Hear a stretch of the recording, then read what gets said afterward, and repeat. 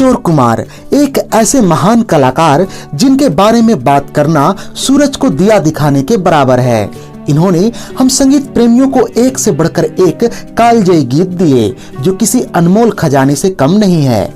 आज के इस बेहद ही खास एपिसोड में हम जानेंगे एक ऐसे ही गीत के बारे में। जी हाँ, यह गीत किशोर कुमार की उत्कृष्ट फिल्मों में से एक हाफ टिकट का है। गीत के बोल हैं, आके सीधी लगी दिल पे जैसे कटरिया ओ संवरिया। सीधी लगी दिल पे जैसे कटरिया ओ संवरिया। साल 1962 में आई इस गीत को लिखा था शैलेंद्र साहब ने तथा इसे धुनों में ढाला था सलील चौधरी ने। इस गाने की सबसे खास बात यह है कि इसमें पुरुष और महिला दोनों आवाजों में किशोर कुमार ने अकेले ही गाया है। यह भारतीय फिल्मों के उन चंद गानों में से एक होगी जहां किसी गायक ने इतना बड़ा प्रयोग करने का साहस किया हो।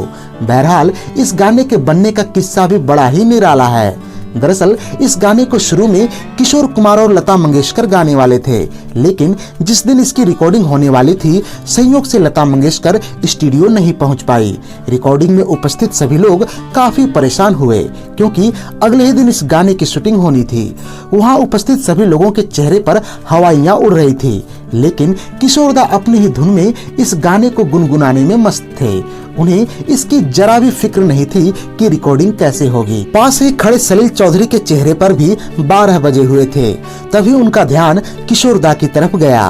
वो अपने भाग के गाने के साथ साथ लता मंगेशकर का भी भाग गुनगुना रहे थे।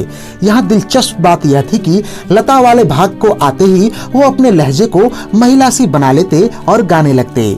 किशोरदा के इस अंदाज को सुनकर सलील चौधरी अवाक रह गए।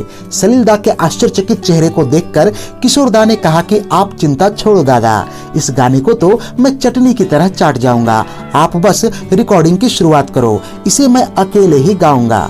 सलील चौधरी ने सोचा कि वैसे फिल्म तो है ही कॉमेडी और गाने का सिचुएशन भी कुछ वैसा ही है जिसमें किशोरदा महिला के वेश में प्राण साहब को भ्रमित करने का प्रयास करते हैं।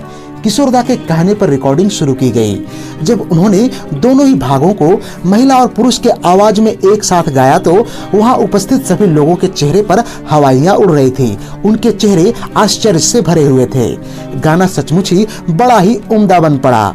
अगले दिन पूरे फिल्म इंडस्ट्री में इस बात की चर्चा थी कि किशोरदा ने एक अनोखा ही गाना गाया है जिसमें पुरुष और महिला दोनों ही आवाजें किशोरदा की ही हैं। आज लगभग 58 साल गुजर जाने के बाद भी यह गाना सदाबहार है और जब भी लोग इस गाने को सुनते हैं तो उनके चेहरे पर एक अलग ही मुस्कान छा जाती है। फिल्म हाफ टिकट किशोरदा और मधुबाला की अंतिम फिल्म रही। इस फिल्म के एक दृश्य में दीवार पर किशोरदा के माता जी की फोटो टंगी रहती है। इस फोटो की सबसे मजेदार बात यह है कि यह फोटो भी किशोरदा की ही होती है जिसमें वो अपनी माँ के वेश में नजर आते हैं। इस फिल्म के शूटिंग के दौरान फिल्म के निर्देशक कालिदास किसी बात पर किशोरदा से चिढ़ गए तथा इनकम टैक्स डिपार्टमेंट को यह शिकायत कर दी कि किशोरदा ने अपना पूरा इनकम टैक्स नहीं भरा है। जब यह बात किशोरदा को पता चली तो उन्होंने निर्देशक कालिदास को चाय पर अपने घर पर बुलाया। बातों बातों में वो कालिदास को एक कमरे में ले गए और उन्हें अंदर बंद कर दिया। किशोरदा उन्हें उस कमरे में अकेले तकरीबन 1 घंटे तक बंद रखा।